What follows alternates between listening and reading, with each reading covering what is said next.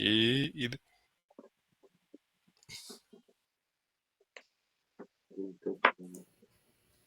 Boa tarde, Fernanda. Boa Olá, tarde. tudo bem? Bem, a senhora? Boa tarde. Gabi, Eu que estava em contato com a equipe. Giovana e Gabriel. Quem mais? Isso. O outro eu criei no. Qual que é o nome? No computador, mas não tem webcam. Ah, Então, é uma segunda conta minha, basicamente. legal. Então, Fernanda, inicialmente eu gostaria de agradecer a sua presença aqui, porque essa participação vai ser fundamental para enriquecer o nosso projeto e tornar esse tema mais acessível. Sua visão sobre, sua experiência vão trazer contribuições significativas para o nosso projeto. Então, obrigada pela atenção da sua equipe e pela sua de estar aqui hoje. Você pode começar discorrendo brevemente sobre a sua jornada política aqui na região do Sorocaba? Primeiro, agradecer o convite, né, para participar, para falar um pouquinho, né, do que a gente, sobre o fim da escala 6x1, mas para falar um pouco, né, do que a gente tem feito também. Obrigada aí pela confiança também de convidar o mandato. Eu sou da área da educação, mas eu comecei a minha trajetória política através do movimento social, né, movimento estudantil, através do Grêmio Estudantil nas escolas montando, participando de atividades, de passeata, pelo fim do passe livre, né? Na verdade, o fim da cobrança tendo passe livre. A gente sabe o quanto que é importante para o estudante o direito de ir e vir numa biblioteca, né, no passeio, né? Em várias atividades são lugares de aprendizado. Então, acho que você já, né, enquanto estudantes, né, hoje não mais, mas antes os estudantes usavam muito a biblioteca municipal.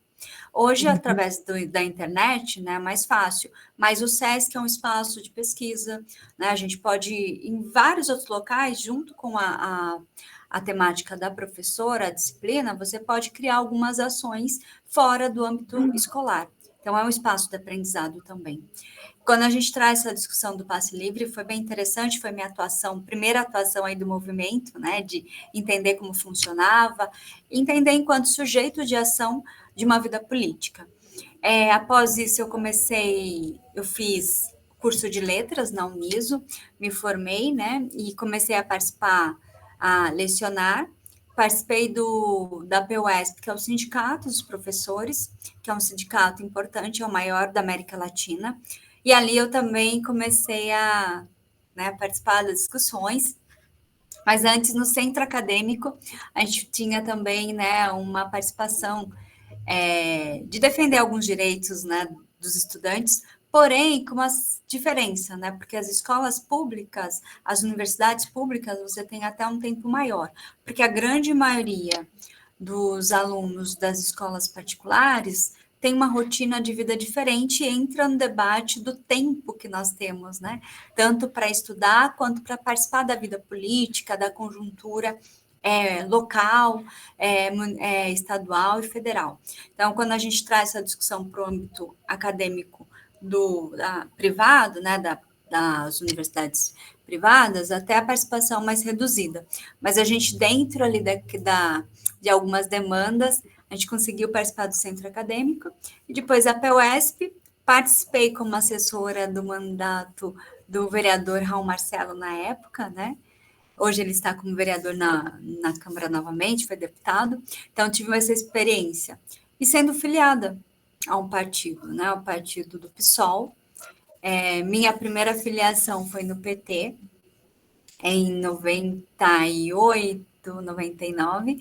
Em 2005 eu saio para fundar o PSOL, sou uma das fundadoras do PSOL aqui em Sorocaba, e a partir disso a gente foi fazendo vários trabalhos e meu nome foi indicado em 2012 para representar o partido na Câmara Municipal.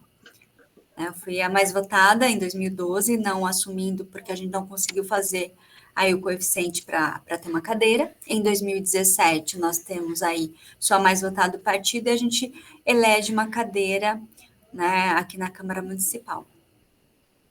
Entendi. É importante pautar essa participação no movimento estudantil, até por eventos históricos, né? Por exemplo, o fim da ditadura foi extremamente pautado pelo movimento estudantil, tanto das faculdades quanto das escolas. Por exemplo, acho que é André Vanucci, né? Que é Sim, inclusive sobrinho do dono da Valdo Unida. Vanucci. Né? Então, o movimento estudantil sempre esteve presente em todas essas pautas, né? Que acabam eclodindo na sociedade. Sim. Neste momento, iremos abordar a PEC proposta pela deputada Erika Hilton, que visa reduzir a escala de trabalho. Assim, quais são os impactos que você vê com a redução da jornada de trabalho? O que levou o pessoal a apoiar essa pauta? Primeiro que esse debate já é antigo, né? Redução da Sim. jornada de trabalho.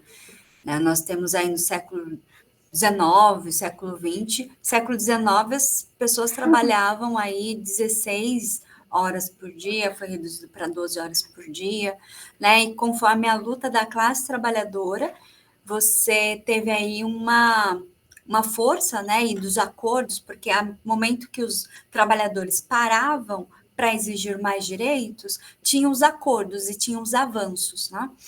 Tanto é que o dia 1º de maio, que é o Dia do Trabalhador, ele é uma referência porque foi um embate para discutir a redução de trabalho. Então, essa discussão ela já vem de muito, é secular, né? Já vem de vários séculos aí, se a gente for ver, e é uma discussão importantíssima, porque com o avanço, né, da classe trabalhadora, vamos dizer assim, da tecnologia, da evolução da sociedade, nós percebemos aí a importância de que o trabalhador, ele tenha também seu direito, né? Ele tem aí os direitos respeitados, direito ao lazer, à educação. E quando a gente traz a discussão do fim da PEC 6x1, que é proposta pela deputada federal Erika Hilton, inclusive ela foi muito assertiva, né, nessa proposta. A articulação dela na Câmara Federal tem sido, assim, extremamente importante, já tem dialogado com vários setores, vários partidos, e antes de apresentar uma PEC, tem que ter o número de assinatura de deputados. Então, tem que ter um número X. Aqui na Câmara Municipal, também, para determinadas ações, tem que ter um número X para encaminhar projetos de lei, para criar uma comissão de investigação, por exemplo, né? Na Câmara Federal não é diferente. Então, ela conseguiu várias assinaturas, tem em torno de 20 partidos que já assinaram aí a proposta, né, para que entre em pauta, está aguardando aí o encaminhamento quem será o relator, e a partir dessa discussão, são criados vários movimentos sociais. Nós tivemos agora, no dia 1º de maio, uma ação, né, em São Paulo, em várias cidades, né, em vários estados do Brasil. Em São Paulo, na Avenida Paulista, teve uma grande movimentação, vários movimentos sociais, e no dia 1º de maio, que é o dia, assim, que é uma referência, né, nacional para a classe trabalhadora, de um dia de trazer as pautas, né, de reivindicações e aí conquistas para os trabalhadores. Então, esse avanço, ele tende a trazer realmente uma qualidade de vida. Hoje tem vários estudos que comprovam que há um adoecimento da classe trabalhadora em relação ao adoecimento físico, né, de esforços repetitivos, mas também um adoecimento mental. A estafa mental é extremamente, né, aumentada conforme o número de horas que você passa em determinados locais. A gente sabe que tem várias formas de trabalho. Tem trabalhos que você tem um local que é mais seguro, com ar-condicionado, onde você tem um trabalho onde você consegue manter um pouco mais a sua sanidade mental, né? Você protege, embora tenha horas extensas de trabalho. Agora, tem locais que são, assim, barulhos extensos, né? Intenso, local insalubre, e as horas de trabalho são, assim, né, a gente for ver hora extra, não só 8 horas diárias, mas também tem as horas extras, que vai para o banco de horas em alguns locais. Ou seja, você trabalha um horário que não era do seu, né? Você perde uma hora ali da sua vida e você não vai receber em pecúnia, em dinheiro. Você vai receber esse valor, né? Quando o seu chefe achar que pode te liberar. Então, são vários agravantes para esse profissional que está trabalhando, principalmente se ele for precarizado. Tá? Se ele estiver num formato terceirizado, onde o salário já é rebaixado, o número de trabalhadores do local já é reduzido, então tem esses agravantes. E quando nós trazemos essa discussão pelo fim da escala 6x1, a gente traz a discussão, né, que é necessário e urgente que se debata que o trabalho né, hoje a forma de trabalho, ainda mais com a reforma trabalhista de 2017, no governo Michel Temer, agravou mais ainda o adoecimento. Então, se esse trabalhador ele trabalhar menos e tiver tempo para o cuidado da casa, tiver um tempo com a família, um tempo ao ócio, né, ele ter o tempo com ele mesmo, ó, não fazer nada, né, caminhar, cuidar da sua saúde física e mental, a produção dele seja numa fábrica, no comércio, a produção dele vai aumentar, porque ele, enquanto ser humano, ele está bem, né? Então, isso é um consenso na discussão, quando se diz redução, é consenso que é uma melhora na qualidade desse trabalhador e há uma produtividade. E acho que, não sei se vocês chegaram a verificar, mas tem vários países que já reduziram, né? A gente tem a França, são 35 horas semanais, né? Nos Estados Unidos, que é uma potência que diz tanto que é ali o centro do capitalismo, também houve lutas, inclusive houve uma grande greve, né, no século XIX, acho que foi em 1886, onde trouxe essa discussão mais a fundo da redução da jornada de trabalho. Então, a gente tem aí uma onda que ela tem crescente em países, né, que estão mais estruturados, que já estão se adequando a isso. E daí a gente vem para a periferia, que são os países, né, ainda que estão aí menos envolvidos tecnologicamente, a essa disputa, né, esse debate aí da redução da jornada de trabalho, que é extremamente necessária, e eu acredito que os resultados serão muito positivos se for implementado.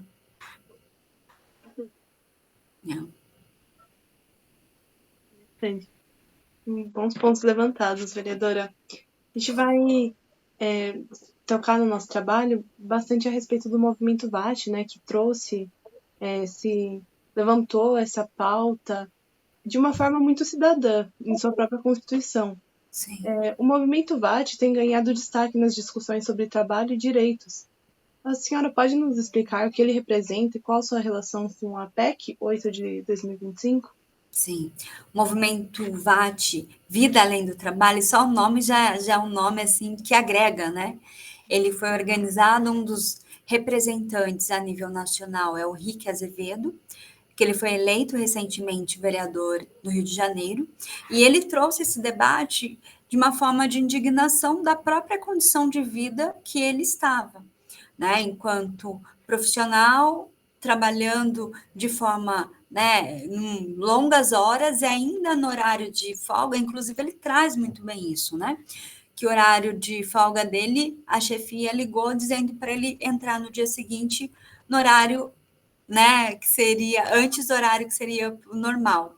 Ou seja, a todo momento, agora com a tecnologia, a gente percebe que o WhatsApp ele proporciona uma invasão do nosso tempo, né? Porque antes você trabalhava das 8 às 6 no horário do comércio, saía, né? Ou na educação, né? Os profissionais. Sempre, nós professores sempre levamos trabalho embora para casa, para corrigir prova, né? Mas hoje é um assédio também em relação a preencher formulários, ao coordenador ou ao representante mandar pelo WhatsApp alguma tarefa, isso em vários setores, né? No comércio também, pedindo informações determinadas. Ah, não estou achando tal coisa, a pessoa está na folga, ela tem que dar satisfação. Então, quando a gente traz o movimento Vida Além do Trabalho, eles são representantes aí dessa... trazem aí a informação de quem está na base, dos trabalhadores que estão trazendo essa reivindicação, né? Traz falas reais, né, de quem está na base, e é um movimento que tende a crescer e a organizar várias outras categorias, não é só o comércio, a categoria, por exemplo, dos aplicativos, a categoria do telemarketing, a categoria que são, acho que essas, né, mas diversas da Uber, a uberização, quanto que tem agravado, e para que a pessoa tenha um salário melhor, ela trabalha 12, 14, 16 horas, correndo risco até de ter um acidente. A gente vê isso nos aplicativos de entrega de alimento, que os motoboy, ele assim, é audacioso, né, para chegar no tempo e até mais para conseguir entregar mais produto num curto período de tempo, colocando em risco a sua vida. Então, quando o movimento ele traz esses elementos do quanto que essa corrida pelo tempo e pelo sustento ela é real, e daí a gente entra não só na discussão de quem é assalariado, né, de quem é CLT, de quem é contratado, carteira assinada, mas também os autônomos. Então, uma discussão geral, porque quando a gente traz aí o debate que hoje precisa se pensar como que é a forma de trabalho, a gente traz a discussão que a reforma trabalhista ela não funcionou, ela precarizou e ela dificultou a vida do trabalhador. O trabalhador, ele perdeu muito com essa reforma. Né? Quem ganhou foram os empregadores, mas os empregados não. Então, ele traz também essa discussão. Então, o movimento VAT, ele traz um avanço na discussão de estar no centro, dialogando com quem realmente vivencia essas dificuldades. E a tendência é crescer, né? Porque o movimento, ele consegue aí participar, né, estar em várias categorias, né, trazendo esses elementos, porque qual que é o nosso entendimento? O parlamento não vai resolver os problemas, né? O parlamento, ele representa um anseio da sociedade, mas a pressão, ela vem muito dos movimentos sociais, das categorias que estão sendo prejudicadas. Então, é importante quando vocês trazem, acho excelente essa pergunta, em relação ao movimento, porque ele é o motriz, né? Ele é o que movimenta e pressiona os deputados com que apoiem e venham a votar, né, no processo eleitoral da Câmara Federal favorável a essa PEC. Então, ele movimenta e faz uma onda de cobranças, né? Aí, seja tweetando, seja no TikTok, seja em várias redes sociais, para que as pessoas pressionem esses deputados.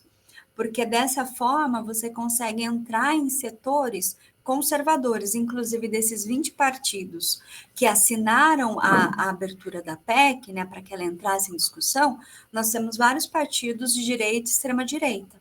Então, é um assunto que ele está além, né, dessa discussão, ele obriga com que deputados que têm uma postura conservadora em determinados setores, que apoiem essa luta em da importância, né, do movimento ser um movimento forte e de ter uma cobrança da sua base real ali de eleitores para que eles apoiem essa PEC. Então, o movimento ele é fundamental para a construção dessa luta e ampliação. Interessantíssimo. Dá para ver que em alguns momentos até essa questão que a senhora trouxe é muito interessante. Tem alguns deputados da extrema-direita, né, que tinham um posicionamento no começo do debate, agora já trocam seu discurso. Sim. E aí, sobre essa questão, a gente gostaria de entender também os principais desafios enfrentados pelo movimento VAT na luta pelos direitos trabalhistas. Sim. Acho que os principais desafios são em relação à negação da importância. Porque nós temos vários empresários, economistas, que vão tecer várias teorias dizendo que a economia vai falir, né, o mercado vai ficar nervoso, toda essa questão, né, que vai trazer um prejuízo aí para a economia nacional. E a gente tem exemplos de momentos da história que, com a redução da jornada de trabalho, né, que gradativamente foram realizadas, 16 para 14, para 12, para 10 horas e agora 8 horas, nós temos profissões, inclusive, que já trabalham 6 horas por dia. E continua o mercado fluindo. Tá? Então, essa é uma falácia, né? Dizer que vai falir, que vai prejudicar. Eu acho que quem ganha muito vai perder um pouco, mas não, né? Não vai perder assim muito. Então, nós temos assim, né, um discurso que consegue comover e coloca uma chantagem aos trabalhadores. Sempre no sentido de que, olha, quando você reivindica direitos, você pode vir a perder o que você já tem. Ou como se você não fosse digno de ter aí, né, um direito garantido, que é a redução de salário ou um melhor salário. Ou para reduzir a jornada de trabalho, você tem que reduzir o salário, quando na verdade não é essa necessidade. Se nós formos pegar, né, aí o ganho que essas empresas, as indústrias e comércios têm é absurdo. Se não fosse, né, tão assim, porque se for colocar na escala, se tivesse uma transparência realmente do que entra, né, do que é pago as contas e do que entra, né, de lucro, do que os trabalhadores recebem, do que o excedente que fica para esse empresário, é assustador. Né? Então, eu acho que o maior enfrentamento é em relação ao discurso negativo de desvalorização da classe trabalhadora e, ainda mais, dizer que esse trabalhador, ele está querendo dizer que esse trabalhador, ele está querendo demais, né? Que é muito folgado, já trabalha 8 horas. Onde já se viu um trabalhador requerer a redução de jornada de trabalho? Onde já se viu um trabalhador querer o direito, né, a entrar mais tarde, ou a não trabalhar numa sexta-feira, ficar 3 dias de folga? Então, a gente tem esse pensamento porque é o pensamento do explorador, vamos colocar. Porque a gente tem várias categorias, a gente sabe que tem avançado muito porque a lei, né, a CLT, ela garante alguns direitos, a própria Constituição de 88, ela traz essa reformulação da garantia de direitos com o governo Getúlio Vargas, né, começou ali a carteira assinada, e daí a Constituição traz todo esse aparato de direitos, mas quando nós temos, todo momento que houver uma movimentação da classe trabalhadora requerendo direitos, melhorias, vai ter uma contra-movimento dizendo que não. Então, acho que o desafio é trazer a informação técnica, que eles estão bem informados, inclusive, eles estão bem preparados tecnicamente, que é a comprovação estatística em relação aos países, né, chamados de primeiro mundo, os países europeus, o quanto eles ganharam em relação à redução de trabalho, e no Brasil, o número de acidentes trabalhistas, o número de adoecimento, o número de afastamento de auxílio-doença por problemas de saúde mental. Então, se a gente for colocar isso na ponta do lápis, a gente tem perdido muitas vidas, porque há um acúmulo de pessoas que estão aí vivendo, ou melhor dizendo, sobrevivendo a medicamentos, né, por via medicamentosa, seja psicotrópicos, seja medicamentos que venham reduzir a dor. Então, nós temos uma fábrica, né, de farmacêutica que vem lucrando e muito com a doença dessas pessoas. Então, isso é muito triste, isso é revoltante. Então, quando a gente traz essa discussão, é para ter um olhar. Qual que é o ser humano que a gente quer daqui 10, 15, 20, 30 anos? Quais são as novas gerações? Vocês, inclusive, enquanto futuros profissionais, né, na nova geração, nós queremos que vocês tenham trabalhos dignos e com saúde mental.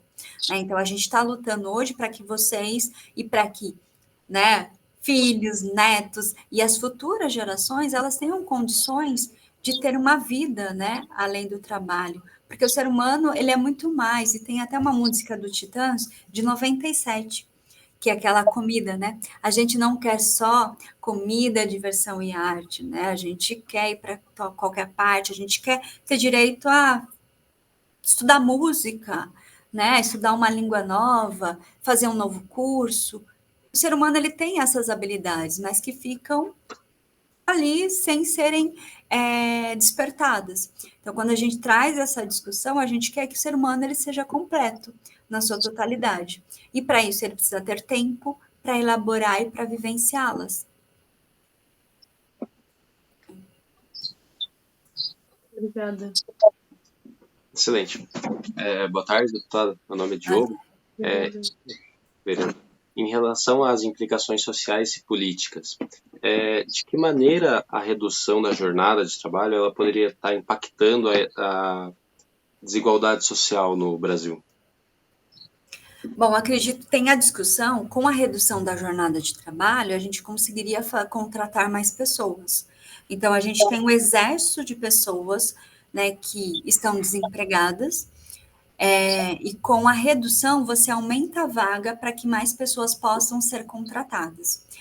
Com o capitalismo, o sistema capitalista, já é dito que tem, né, eles dão por exemplo, tem competições aí no mercado de trabalho. Então, muitas vezes a pessoa a gente cansou de ver isso nos noticiários. Tem uma fila para entregar um currículo, seja no supermercado, numa indústria, num comércio. Você tem uma fila quilométrica.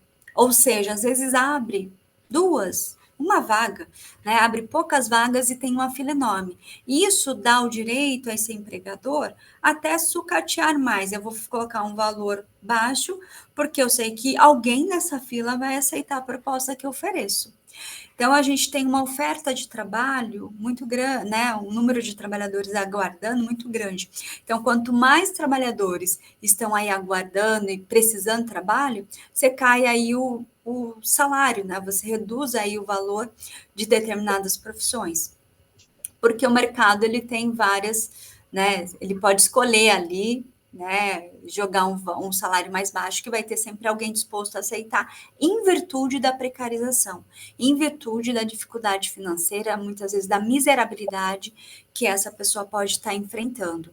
Então, ele utiliza desse artifício também para sucatear ainda mais o serviço, né, para rebaixar os salários. E isso impacta no poder de compra dessas pessoas, impacta se ela vai ter uma moradia digna, se ela tem condições de acompanhar, né, de ter um acompanhamento médico, né, de tomar os medicamentos, de se cuidar. Então, tem todo o impacto, até se ela tem condições de ter uma vida, né, que lhe proporcione, de repente, ter mais informação, cursar uma universidade, dar aí a possibilidade de segurança para que seus filhos possam cursar uma universidade, ou que ele possa acompanhar a educação dessas crianças. Então, quando a gente tem essa discussão, ela tem impacto, sim, né, no acúmulo aí de oferta de trabalho que tende a ter. Porque se você reduz o número de horas, você obrigatoriamente, né, você precisa contratar mais pessoas. Então, essa contratação, ela pode ser muito positiva, lembrando que a redução, ela discute aí a permanência do salário, né, que o salário não seja rebaixado, e até, se a gente for fazer uma discussão, que ele seja valorizado, que ele tenha um aumento. Porque é impensável que em alguns trabalhos, né, vamos pegar os trabalhos mais sucateados. A gente tem aí o trabalho do profissional da limpeza, né, que faz o serviço de limpeza nas UBSs, nas escolas. Eles ganham, né, o salário final, às vezes chega a ser menor que um salário mínimo, com os descontos. Né? Como que uma pessoa vai sustentar a sua família? Né? Então, você tem todo um agravante ali, e daí ela é obrigada, muitas vezes, a fazer hora extra, isso quando consegue, né? Mas tem todo um agravante da condição de trabalho. E isso é um pouco da discussão que a gente traz, né? Que esse sistema hoje, ele é muito precarizado e ele não seria só reduzir, mas também discutir o salário em algumas categorias que estão bem rebaixados. Se vocês observarem, no campo onde tem mulheres, o salário é mais rebaixado ainda, porque as mulheres tendem a ganhar menos na sociedade que os homens, embora tenha sido recentemente aprovada uma lei onde seja proibida a diferença salarial entre homens e mulheres. Mas a gente sabe que ainda existe, né? Porque daí pode inventar um cargo X, que os homens coloquem mais homens, e eles passam a ganhar um salário maior, né? Então, a gente também tem essa variante, que é a relação do sexo, né? Nós vemos uma sociedade machista, onde ainda as mulheres, né, elas recebem salários menores e em locais muitas vezes precarizados. Então, isso também é uma discussão que traz. Quando a gente vai discutir a redução da jornada de trabalho, a gente faz toda essa discussão também em relação à condição mesmo, né, da população hoje e o quanto ela precisa evoluir. Porque a concentração de renda estão na mão de poucos, né? Tem pessoas que são milionárias, bilionárias, enquanto outras sobrevivem, né, com menos de um salário mínimo por mês. Infelizmente, essa é uma realidade muito forte ainda hoje em dia, né?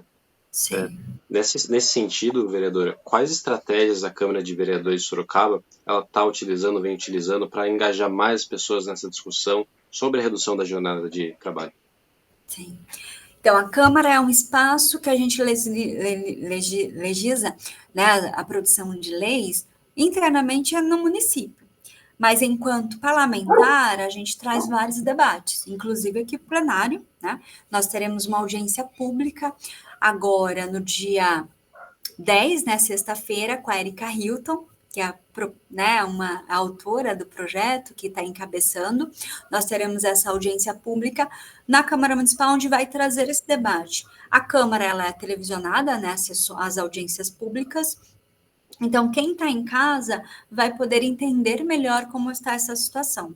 Porque hoje ainda, quando a gente traz o debate do fim da escala 6x1, as pessoas ainda estão começando, tem a discussão que precisa mudar, mas também tem algumas dúvidas. Dúvidas essas que são trazidas, inclusive, por setores que não querem que aconteça a redução. Então, quando a gente traz um espaço aberto, numa linguagem acessível a todas as classes sociais, a gente leva os debates para outros locais. Então, a Câmara tem uma importância, né, assim, de ajudar com que esse debate avance em outros setores, sem dizer que a gente conversa com a nossa base, né, com as pessoas que estão ao nosso redor, trazendo postagens pelas redes sociais, que hoje as redes sociais estão sendo muito utilizadas para divulgação do que acontece e para também esclarecimentos. Então, as redes sociais é um espaço importante também para provocar. Nós fizemos, inclusive, né, tem várias câmaras que estão trazendo essa discussão para que haja aí um número maior, para que dentro do município tenha esse cuidado em proteger, para que haja uma redução. Então, está tendo essa discussão em algumas câmaras municipais.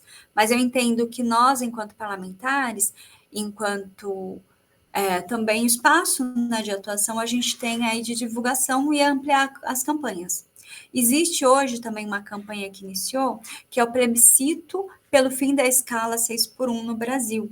Esse plebiscito, a tendência, se eu não me engano, até setembro, para que seja finalizado.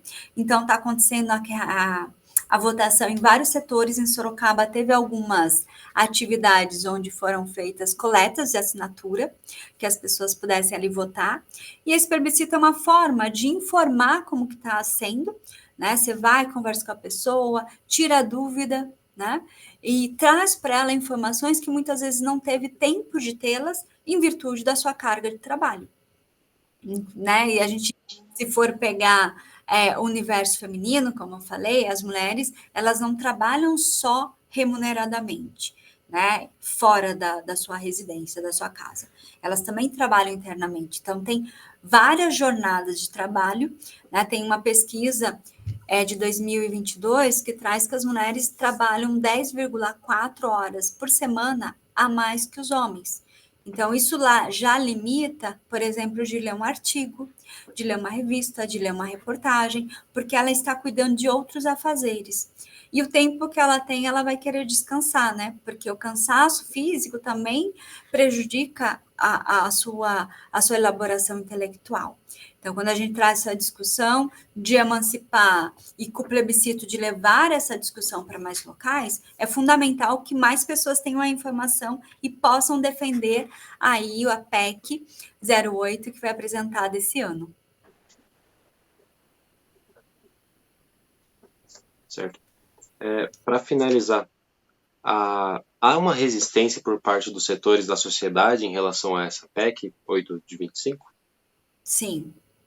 A resistência são, muitas vezes, setores, né, das fábricas, empresários, economistas, como eu disse, que tendem aí a construir uma narrativa contra a PEC, né, essa proposta de emenda constitucional, alegando que vai prejudicar comércios, alegando que vai ter prejuízo. E uma coisa interessante, né, uma abordagem interessante está sendo feita também pelo movimento VAT, por vários, até mesmo por deputados, em relação quando esse trabalhador ele tem folga. Nós tivemos aí o exemplo do dia 1º de maio, né, um feriado. Você vai, visita os parques, ou até mesmo na sexta-feira, que era um ponto facultativo para quem é do serviço público, você via as praças lotadas, ou seja, as pessoas estavam consumindo em alguns lugares. Ela estava fazendo com que a economia girasse, seja visitando outras cidades, seja na própria cidade, indo num restaurante, né, num bar, sabe, visitando, utilizando o comércio local. Então, você tem a tendência é que o comércio, ele tenha mais vendas e que também gire a economia da cidade. Então, tende a ganhar de várias formas. Né? Então, nós precisamos vencer esse discurso, que ainda é muito conservador, embora, se for pegar o Brasil, né, com a Europa, a América Latina, nós temos, em virtude, assim, das leis, né, dessa discussão, a gente tem aí uma discussão que ela é muito recente, né? Direitos trabalhistas, diferente da Europa, que teve a Revolução Francesa, né, no século XIX, onde trouxe vários direitos. Então, é muito exemplo do que entende lá, que a gente vem trazendo também para a América Latina, para ser implementado, e para que haja uma redução aí, que haja uma equidade, né, uma igualdade, né, e uma justiça que prega a nossa Constituição Federal, que seus direitos humanos sejam respeitados.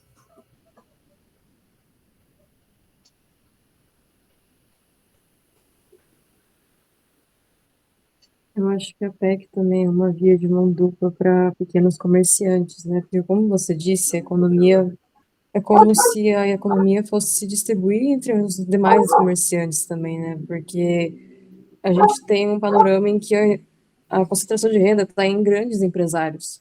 Então, com a diminuição da escala, com o consumo que você citou, esses pequenos comerciantes também teriam um maior ganho de renda, eu imagino.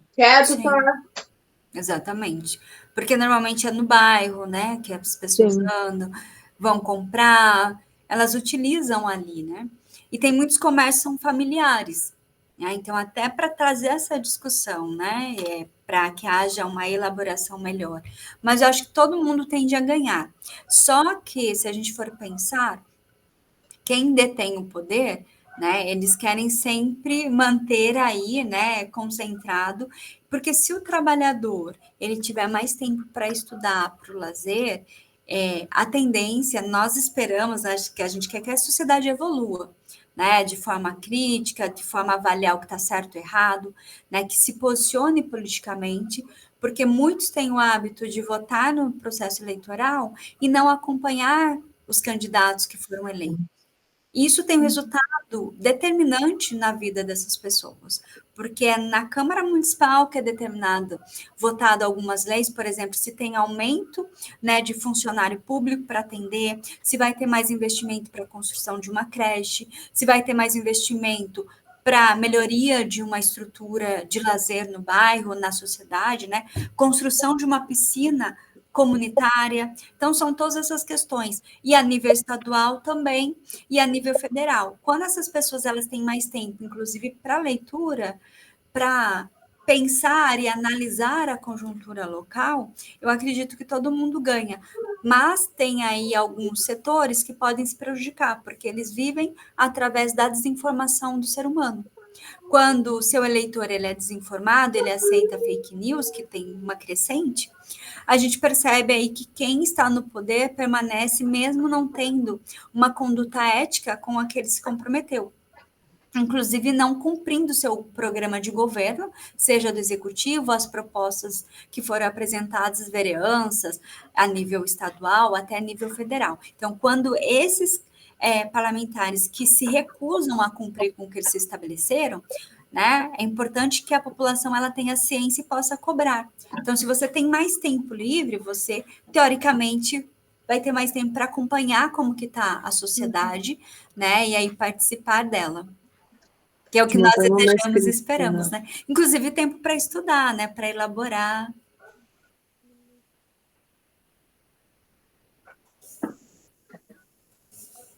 É interessante a questão econômica que a senhora levantou, porque na própria PEC tem a participação da economista Marilane, né, Teixeira, e ela traz aspectos econômicos em favor, né, a redução da jornada de trabalho. Então, são realmente essa questão ela tem que ser muito bem aprofundada nessa Aham. elaboração.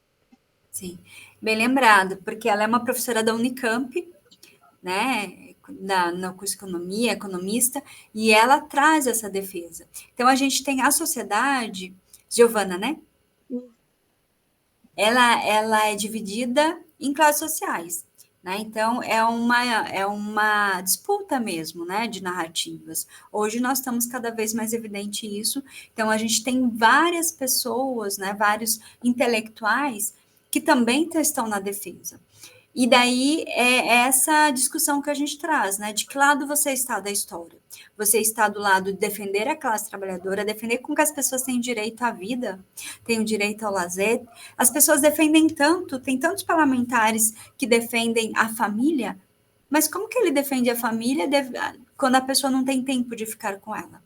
Como que você vai ter mais filhos e como você vai educar?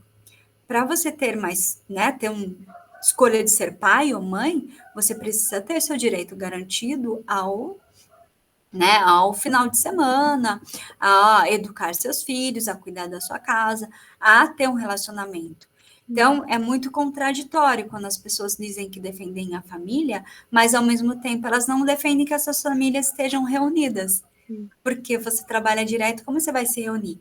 A criança vê o pai saindo de madrugada, chegando à noite, a mãe saindo de madrugada, né? Então, tem pais que têm, assim, uma rotina, pegando na Grande São Paulo, né, que são 2 a 3 horas de ônibus para chegar até o trabalho. Inclusive, na proposta, na justificativa da lei, da PEC, né, também traz essa abordagem em relação ao deslocamento para o trabalho, que também deveria ser incluso, porque tem locais que você demora, né, a sua vida, o trabalho, você demora 4 horas para chegar até o trabalho. Então, você perdeu aí 2 horas para ir, 2 horas para voltar da sua vida, né? Então, isso também tem que ser levado em conta. Se a gente colocar isso, a redução dentro da empresa, do comércio, tem que ser reduzida, né? Para que você também possa ter esse momento aí de trânsito de um local para outro. Então, o debate é muito extenso, o debate é muito amplo, ele é muito instigante, né? E muito importante. Então, acho que esse elemento ele está trazendo várias ideias para muitas pessoas, muitos jovens, inclusive como vocês, né, que estão aí interessados em debater esse assunto. Eu acho muito louvável, né, parabenizar pela proposta, né, do debate da Jornada 6x1, porque vocês ajudam também com que mais pessoas possam entender como que está acontecendo e contribuem, né, para que hajam aí mais pessoas informadas, que aumente a campanha, né, de divulgação. Então, é fundamental a participação do campo, né, universitário, acadêmico nesse debate. Muito bom. Boa tarde, vereadora. Prazer, Gabriel. Boa tarde. Para finalizar, que mensagem a senhora gostaria de deixar para os trabalhadores e trabalhadoras que apoiam a PEC e o movimento em si, o movimento VAT? Sim. Bom, que as pessoas acreditem, né, nessa possibilidade, porque é um movimento que tem crescido. Acho que quanto mais pessoas participarem, obterem informações, conversarem com vizinhos, com os amigos, com os familiares, da importância da redução e se colocarem, né, avaliarem qual que é a sua rotina, qual que é a rotina da família, porque, de fato, se nós pararmos para olhar os nossos familiares, né, os nossos vizinhos, a grande maioria está adoecida. A grande maioria vive uma loucura, né, uma luta contra o tempo para conseguir fazer as coisas, para conseguir cursar uma universidade, trabalhar ao mesmo tempo, conseguir organizar sua casa, né? Então, a mensagem é que as pessoas participem desse debate, que ele é muito amplo, e quem tem uma visão contra, que procure entender um pouco mais, conversar com quem vivencia essa rotina, né? E se colocar também com empatia, porque é muito fácil falar quando você não está no lugar do outro, né? Então, acho que é importante também estar nesse lugar, né? Se não vivencia, entender como funciona e também respeitar, porque as pessoas não estão trazendo esse debate do nada. Há toda uma construção, né? Como eu falei. E hoje parece que é algo impossível, né? Reduzir a jornada de trabalho. Mas se nós pensarmos, há 100 anos também era impossível reduzir a jornada de trabalho, né? Há 150 anos, né, as pessoas não iam, trabalhar 8 horas por dia, isso é impossível, porque eles trabalhavam muito. Então, eu acho que com o avanço da sociedade, a gente tem que avançar em várias políticas públicas e a redução é uma delas, que eu acho que é fundamental que toda a sociedade participe e contribua para a evolução. Entendi. Em nome do grupo, gostaria de agradecer a presença da senhora aqui, a disponibilidade. Sim. E é isso. Querem falar algo, pessoal?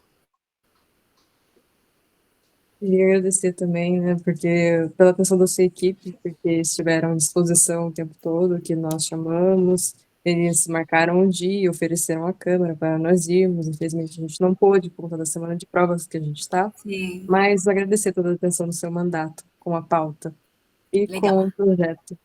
A gente está super aberto, gente, que sempre que precisar. Muito obrigada. Muito obrigada. Muito obrigado. Obrigada. E quando vocês puderem fazer uma visita aqui para a gente, serão muito bem recebidos. A gente tem uma organização aqui de fazer um tour, né, pela Câmara. Vocês podem vir também conhecer como que funciona, vir no plenário. Sei que é mais difícil por causa do horário, né? Mas fica já o convite.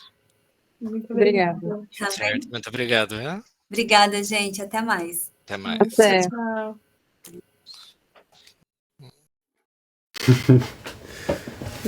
Você é sem vergonha, você fica me beliscando por aí.